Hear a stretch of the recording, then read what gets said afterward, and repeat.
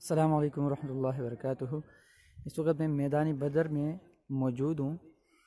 शुहदाए बदर का जो कब्रिस्तान है जहाँ वो दफन है वो आपके सामने है। ये शुहदा के कब्रें हैं।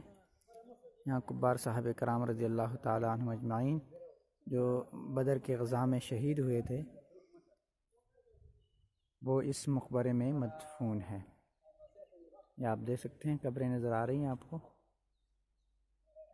ये इसके पीछे जो ये बस जा रही हैं यही वो ग़ज़वा बदर का वो मैदान था, मैदान बदर।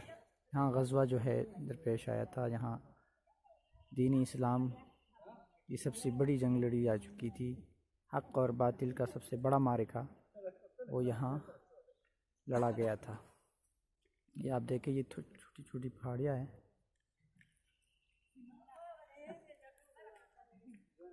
ठीक है।